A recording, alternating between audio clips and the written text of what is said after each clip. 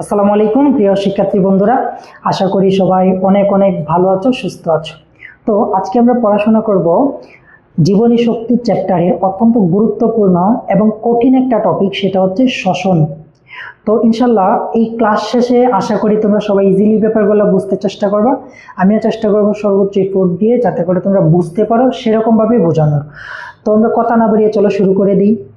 আচ্ছা, আমরা কখনো কি এভাবে চিন্তা করে দেখেছি আমরা যে বিভিন্ন ধরনের খাবার খাই, ধরো ভাত, মাছ, মাংস, ডিম, দুধ, শাকসবজি, এগুলা থেকে আলটিমেটলি আমরা শক্তি কিভাবে পাই? যদি আমরা চিন্তা না করে থাকি, তাহলে আজকে থেকে আমরা এটা জেনে নিব এই বিভিন্ন খাবার থেকে যে শক্তি পাওয়া তথা এটিপি পাওয়া, সেই প্রসেসের সাথে জড়িত হচ্ছে শ্বসন। এখন আমরা জানবো শ্বসন জিনিসটা কি। তাহলে শ্বসন হচ্ছে একটা জৈব রাসায়নিক প্রক্রিয়া, যেই প্রক্রিয়ার মাধ্যমে খাদ্য স্থিতিশক্তিগুলা বিভিন্ন এনজাইম অথবা অক্সিজেনের উপস্থিতিতে জারিত হয়ে রাসায়নিক শক্তি তথা এটিপিতে রূপান্তরিত হয়। সেই প্রক্রিয়াটাই হচ্ছে অ্যাকচুয়ালি শ্বসন। এখন শ্বসনে অক্সিজেন লাগে কি লাগে না তার উপর ভিত্তি করে শ্বসনকে দুই ভাগে ভাগ করা যায়। একটা হচ্ছে সবাত শ্বসন আর একটা হচ্ছে অবাত শ্বসন। আমরা এই ক্লাসে সবাত শ্বসন নিয়ে ডিটেইলসে আলোচনা করব, নেক্সট ক্লাসে আমরা অবাত শ্বসন নিয়ে আলোচনা করব। তো চলো আমরা শুরু করে দিই।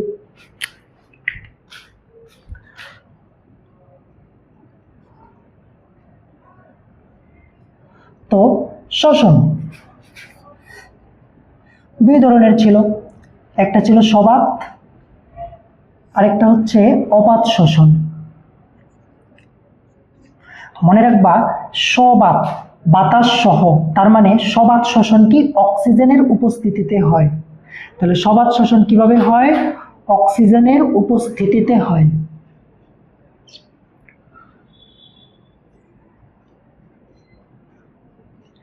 আরেকটা পয়েন্ট মাথায় রাখবা, সবাত শ্বসনে যে শাসনিক বস্তুগুলা তাদের সম্পূর্ণ জারণ হয়, ঠিক আছে? তার মানে সবাত শ্বসনের দুইটা গুরুত্বপূর্ণ শর্ত, একটা হচ্ছে অক্সিজেনের উপস্থিতি আর একটা হচ্ছে শাসনিক বস্তুগুলার সম্পূর্ণ জারণ। এবং অবাত শ্বসন হচ্ছে ঠিক তার উল্টা। অবাত মানে কি? বাতাসের অনুপস্থিতিতে, তার মানে এই ক্ষেত্রে অক্সিজেন নাই এবং খাদ্য বস্তুগুলোর অসম্পূর্ণ জারণ ঘটে, ঠিক না? তো আজকে আমরা পড়ব হচ্ছে সবাত শ্বসন নিয়ে। দেখো, সবাত শ্বসনকে 4টা স্টেপে ভাগ করা যায়। কি কি স্টেপ? প্রথম স্টেপ হচ্ছে গ্লাইকোলাইসিস।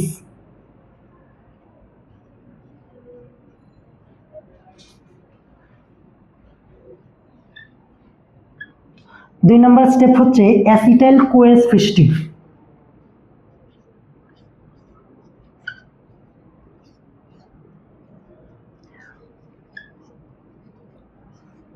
তৃতীয় স্টেপ হচ্ছে ক্রেবস চক্র।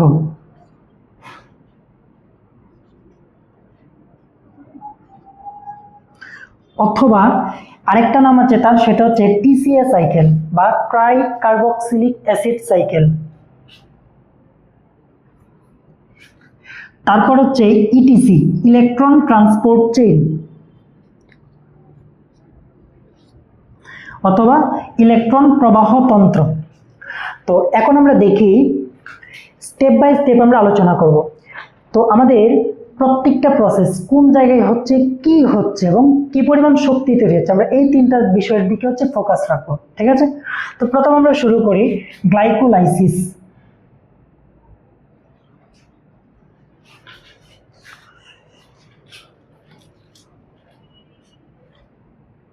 আচ্ছা, আমরা অ্যাসিটাইল কোয়ে আমরা বাংলায় লিখে দিই, তাহলে তোমাদের জন্য বুঝতে সুবিধা হবে। হ্যাঁ,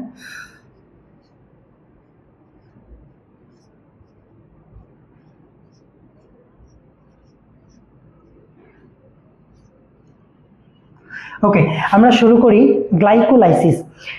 দেখো, কথাটার মধ্যেই আছে লাইসিস। লাইসিস শব্দের অর্থ হচ্ছে কোনো কিছু ভাঙা বা বিশ্লেষিত হওয়া বা হজম হয়ে যাওয়া। আর গ্লাইকো মনে রাখবা গ্লুকোজের সাথে রিলেটেড, তার মানে এই ধাপে কি হবে? গ্লুকোজের ভাঙন হবে। এখন এই ধাপটা হয় কোথায়? মনে রাখবা, গ্লাইকোলাইসিস হয় কোষের সাইটোপ্লাজমে। কোথায় হয়? সাইটোপ্লাজমে।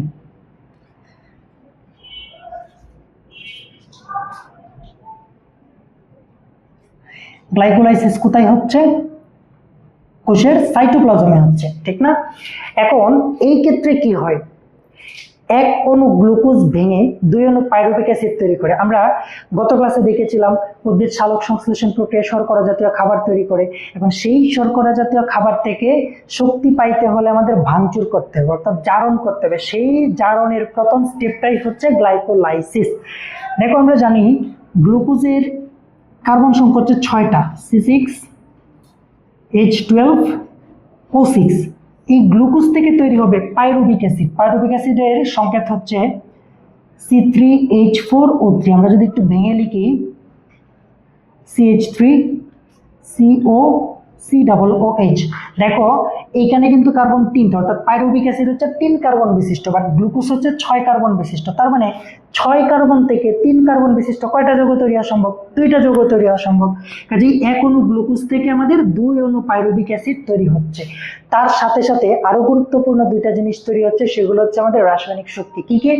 দেখো আমি এই পাশে হচ্ছে ফ্লোচার্টটা লিখে নিলাম, তার কারণ হচ্ছে তোমাদের বোঝার সুবিধার্থে আমি এই পাশে লিখবো, অপর পাশে ফ্লোচার্ট আছে সেটাও বুঝাই দেবো। দেখো গ্লুকোজ থেকে এক অণু পাইরুভিক অ্যাসিড, এক অণু পাইরুভিক অ্যাসিড, 2টা পাইরুভিক অ্যাসিড হলো, এবং 4টা এটিপি আসলো, 2টা NADH2 আসলো। তো NADH2 এর পুনরূপ হচ্ছে নিকোটিনামাইড অ্যাডেনিন ডাইনিউক্লিওটাইড, যেটা হচ্ছে লাস্ট ক্লাসে আমরা তোমাদের পড়িয়েছি। এখন দেখো গ্লাইকোলাইসিস স্টেপটা সম্পন্ন হতে কিন্তু আরো 2 এটিপি অলরেডি খরচ হয়ে গেছে। কারণ এই যে গ্লুকোজ থেকে পাইরুভিক অ্যাসিড আমি লিখে ফেললাম একটা স্টেপে, অ্যাকচুয়ালি কি সেটা একটা স্টেপ? মোটেও না, সেটা হচ্ছে টোটাল 9টা স্টেপ। তোমাদের লেভেলে জাস্ট এতটুকু জানলেই চলবে যে গ্লুকোজ থেকে পাইরুভিক অ্যাসিড তৈরি হয়। যখন তোমরা ইন্টারমিডিয়েটে উঠবা তখন তোমরা সেই 9টা স্টেপ, প্রত্যেকটা স্টেপে কি তৈরি হচ্ছে, কোন এনজাইম লাগছে, সবগুলোই কিন্তু তোমাদের মুখস্থ করতে হবে, বাট আপাতত দরকার নাই। জাস্ট জেনে রাখো এখানে হচ্ছে 9টা স্টেপ, এবং এই স্টেপে টোটাল 2 অণু এটিপি খরচ হয়ে যায়। তার মানে আমরা গ্লাইকোলাইসিস শেষে কি করলাম? এক অণু গ্লুকোজের সম্পূর্ণ জারণ হয়, হয়ে কি তৈরি হয়? 2 অণু পাইরুভিক অ্যাসিড, 4 অণু এটিপি, 2 অণু NADH2, এবং এর সাথে 2 অণু এটিপি খরচও হয়ে যায়। শেষ গ্লাইকোলাইসিস। তারপরে আমরা যাব অ্যাসিটাইল CoA তৈরি। কেউ আবার এই CoA কে কার্বন ভাইব না। এখন দেখো CoA জিনিসটা কি? আমরা জানি ভিটামিন বি কমপ্লেক্সের একটা উপাদান হচ্ছে ভিটামিন B5 বা প্যান্টোথেনিক অ্যাসিড। সেই প্যান্টোথেনিক অ্যাসিডের অ্যাক্টিভ ফর্মটাই হচ্ছে কোএনজাইম A। সেই কোএনজাইম থেকে আসছে CoA, ঠিক আছে? কোএনজাইম থেকে আসছে কি? CoA। এবং এই CoA সে অ্যাসিটাইল গ্রুপ ধারণ করে, ঠিক না? এই যে নামের মধ্যে আসলো অ্যাসিটাইল CoA, ঠিক আছে? দেখো আমাদের যে ফার্স্ট স্টেপে পাইরুভিক অ্যাসিড তৈরি হয়েছিল, সেই পাইরুভিক অ্যাসিড ছিল কয় কার্বন বিশিষ্ট? বললাম 3 কার্বন বিশিষ্ট। দেখো এই স্টেপে কি হয়? একটা কার্বন ডাইঅক্সাইড বের হয়ে গেছে, তার মানে অলরেডি কার্বন একটা কমে গেছে, তার মানে 2 কার্বন। তাহলে কি তৈরি হলো আমাদের? Acetyl CoA। অ্যাসিটাইল CoA হচ্ছে 2 কার্বন বিশিষ্ট একটা যৌগ। বুঝছো সেটা কিভাবে তৈরি হয়? দেখো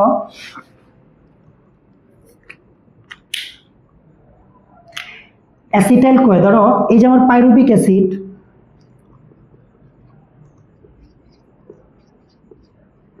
এখান থেকে যদি কার্বন ডাইঅক্সাইড বের হয়ে যায়, ধরো কার্বন ডাইঅক্সাইড বের হয়ে যাওয়ার মানে কি? COOH থেকে COO বের হয়ে গেল, তার মানে আমার থাকতেছে কি? CH3CO। এখন এই হাইড্রোজেনকে রিপ্লেস করে এসে বসবে হচ্ছে CoA। এখন কি দিয়ে বসবে? একটা সালফার, একটা বন্ড দিয়ে বসবে। এখানে যে বন্ধনটা তৈরি হয় তার নাম হচ্ছে ডাইসালফার বন্ড, ঠিক আছে? এই যে এই বন্ধনটা হচ্ছে ডাইসালফার বন্ড, এটা হচ্ছে একটা অ্যাসিটাইল CoA এর সংকেত। তার মানে 2 অণু পাইরুভিক অ্যাসিড থেকে আমার টোটাল 2 অণু অ্যাসিটাইল CoA তৈরি হচ্ছে। সাথে সাথে দেখো NADH2 অর্থাৎ সাথে সাথে 2 অণু NADH2 কিন্তু তৈরি হয়ে যাচ্ছে। তার মানে আমাদের অ্যাসিটাইল CoA শেষ। এখন তাহলে অ্যাসিটাইল CoA তে আমাদের কি কি তৈরি হলো? 2 অণু অ্যাসিটাইল CoA তৈরি হলো, 2টা কার্বন ডাইঅক্সাইড বের হয়ে গেল, 2টা NADH2 তৈরি হলো, শেষ। এবং এই স্টেপটা কোথায় ঘটছে এটা ইম্পর্টেন্ট, মনে রাখবা। একমাত্র গ্লাইকোলাইসিসটাই হচ্ছে কোষের সাইটোপ্লাজমে হয়, আর বাদ বাকি যে 3টা স্টেপ সবগুলা মাইটোকন্ড্রিয়ালে হয়, ঠিক আছে? তার মানে আমাদের এই 3টা স্টেপে কিন্তু মাইটোকন্ড্রিয়াতে হবে। ক্লিয়ার? এবারে আমরা যাব ক্রেবস চক্র। দেখো আমাদের যে সেকেন্ড স্টেপে তৈরি হওয়া অ্যাসিটাইল CoA, সে প্রত্যেকটা অ্যাসিটাইল CoA ক্রেবস সাইকেলে প্রবেশ করবে, ঠিক না? এখানকার শব্দ ইউজ করলাম চক্র, অর্থাৎ এইগুলা অনেকগুলা বিক্রিয়ার সমষ্টি, ঠিক আছে? এখানে অনেকগুলা স্টেপ আছে, যে স্টেপগুলা চক্রাকারে হতেই থাকে, বুঝছো? এবং এই প্রতি অণু অ্যাসিটাইল CoA থেকে যখন ক্রেবস চক্রে প্রবেশ করে তখন আমরা কি পাই? 3 অণু NADH2 পাই, এক অণু FADH2 পাই, এক অণু GTP পাই। তার মানে আমাদের টোটাল 2 অণু অ্যাসিটাইল কোয়ে থেকে ক্রেবস চক্রে আমরা কি পরিমাণে বিজারিত কোএনজাইমগুলো পাবো? দেখো টোটাল আমরা পাবো হচ্ছে 6, 3 3 6টা NADH2 পাবো, 2টা FADH2 পাবো এবং সাথে সাথে পাবো হচ্ছে 2টা GTP। ক্লিয়ার? তারপরের যে স্টেপ সেটা হচ্ছে ETC বা ইলেকট্রন ট্রান্সপোর্ট চেইন। এ সম্পর্কে তোমাদের একটু জানতে হবে। দেখো আমি বোর্ডটা একটু ক্লিন করে দিচ্ছি।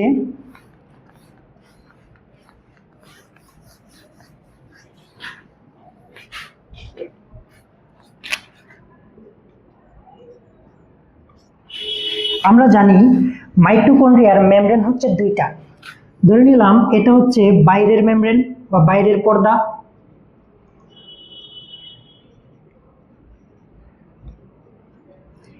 এবং ধরে নাও এদিকে থাকবে হচ্ছে ভিতরের পর্দা, ঠিক আছে? আর মাঝখানে হচ্ছে 2টা পর্দার মাঝখানে একটা স্থান। হ্যাঁ, ধরে নিলাম এটা হচ্ছে আমার ভিতরের পর্দা, আর তারপরে যে স্থানটা থাকবে সেটা হচ্ছে কি ম্যাট্রিক্স বা মাইটোকন্ড্রিয়াল মাতৃকা। হ্যাঁ,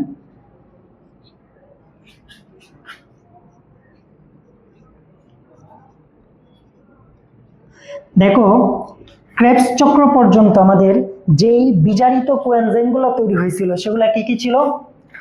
ধরো NADH2 ছিল, FADH2 ছিল, এগুলো হচ্ছে মাইটোকন্ড্রিয়াল ম্যাট্রিক্সের মধ্যে থাকে। দেখো এগুলো কিন্তু অলরেডি বিজারিত। এখন আমরা একটা শব্দ একটু জানার চেষ্টা করি। আমরা কেমিস্ট্রিতে কি পড়েছি যে ইলেকট্রন ছাড়া মানে কি জারণ। ইলেকট্রন ছেড়ে দেওয়ার প্রক্রিয়া কি? জারণ। আর ইলেকট্রন গ্রহণ করার প্রক্রিয়া কি? বিজারণ। আবার হাইড্রোজেন গ্রহণ করার প্রক্রিয়া কি? বিজারণ। হাইড্রোজেন ত্যাগ করার প্রক্রিয়া কি? জারণ। দেখো অলরেডি তারা কিন্তু হাইড্রোজেন গ্রহণ করে আছে, মানে তাদের অলরেডি বিজারণ হয়ে গেছে। এখন তারা জারণ ঘটাবে, অর্থাৎ তারা একই সাথে ইলেকট্রনও ছাড়বে এবং প্রোটনও ছাড়বে। এই যে সে ইলেকট্রন ছেড়ে দিল এবং প্রোটনও ম্যাট্রিক্সের মধ্যে ছেড়ে দিল। হ্যাঁ, ইলেকট্রন ছেড়ে দিল, প্রোটন হচ্ছে ম্যাট্রিক্সের মধ্যে ছেড়ে দিল। এখন এই যে আমি বললাম ইলেকট্রন ট্রান্সপোর্ট চেইন, দেখো মাইটোকন্ড্রিয়ার ভিতরের পর্দায় 4টা প্রোটিন কমপ্লেক্স থাকে। সেগুলো কি? কমপ্লেক্স 1 2 3 4। এগুলো হচ্ছে কি? Protein complex. এই সম্পর্কে তোমরা ডিটেলসে ইন্টারমিডিয়েটে পড়বা। আমি জাস্ট এখন একটা ধারণা দিয়ে দিচ্ছি, কারণ এই জিনিসটা তোমাদের বুঝতে হবে। এবং এই প্রোটিন কমপ্লেক্সগুলোর মধ্যে কিছু ইলেকট্রনের ক্যারিয়ার থাকে বা বাহক থাকে। সেই বাহকগুলো কি কি? ইউভি কোরিলিন এবং সাইটোক্রোম সি। তোমাদের নাম জানার দরকার নেই, জাস্ট বোঝানোর জন্য বলছি। দেখো এখন ম্যাট্রিক্সে থাকা বিজারিত কোএনজাইমগুলো কি করছে? ইলেকট্রন ছেড়ে দিছে, মানে কি? তাদের জারণ হয়েছে, ঠিক না? জারণের ফলে যে ইলেকট্রনটা ছাড়লো সেই ইলেকট্রনটা মাইটোকন্ড্রিয়ার ভিতরের পর্দার ইটিসিতে গিয়ে প্রবেশ করলো। ক্লিয়ার? তারপরে ইটিসির ভিতরে থাকা বিভিন্ন কমপ্লেক্সের মধ্যে এই ইলেকট্রনগুলোর চলাচল শুরু হলো। আলটিমেটলি কি হয়? মাইটোকন্ড্রিয়ার ম্যাট্রিক্সের ভিতরে কি থাকে? অক্সিজেন থাকে না? আর অলরেডি তোমরা কেমিস্ট্রিতে আশা করি পড়ার কথা, তড়িৎ ঋণাত্মকতা। অক্সিজেনের তড়িৎ ঋণাত্মকতা একটু বেশি, যার কারণে সে কি করে? এই ভিতরের পর্দা থেকে ইলেকট্রনগুলোকে তার নিচের দিকে আকর্ষণ করে। আলটিমেটলি ইলেকট্রনগুলো আবারও কোথায় চলে আসে? মাইটোকন্ড্রিয়াল ম্যাট্রিক্সে চলে আসে। আসার পরে এই যে প্রোটন ছিল, অক্সিজেন সেই প্রোটনের সাথে মিলিত হয়, তার সাথে ইলেকট্রন মিলিত হয়, হয়ে কি তৈরি করে ফেলে? পানি তৈরি করে ফেলে। ঠিক আছে, পানি তৈরি করে ফেলে। এই যে দেখো এই বিক্রিয়া শেষে আমরা যা লিখলাম পানি, এই পানি হচ্ছে এভাবে আসে। ঠিক আছে, এখন কথা হচ্ছে যখন সেই বিজারিত কোএনজাইমগুলো ইলেকট্রন ছেড়ে দিছিল এবং ইলেকট্রনগুলো ভিতরের পর্দা বা ইটিসি দিয়ে প্রবাহিত হচ্ছিল, তখন যেই শক্তিটা তৈরি হয় সেই শক্তিটাকে ইউজ করে এডিপি এবং ইনঅর্গানিক ফসফেট পরস্পরের সাথে যুক্ত হয়ে এটিপি তৈরি করে। আমরা জানি ফসফেট যুক্ত হওয়ার প্রক্রিয়াকে কি বলে? ফসফোরাইলেশন। এবং দেখো এখানে NADH2 FADH2 জারণ হয়েছে। জারণ মানে কি? অক্সিডেশন। তার মানে এইগুলার অক্সিডেশন থেকে যে শক্তি আমরা পাচ্ছি সেই শক্তিটা ব্যবহার করে এটিপি তৈরি হচ্ছে।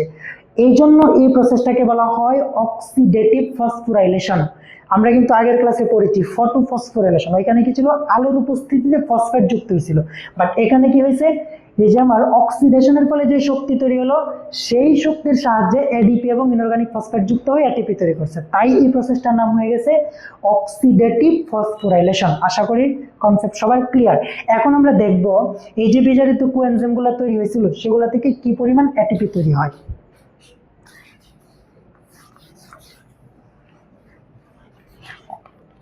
সবাই সূত্রের মতো তিনটা জিনিস মনে রাখবা। যদি এক অণু NADH2 ইটিসিতে প্রবেশ করে সেখান থেকে আমরা 3টা এটিপি পাবো।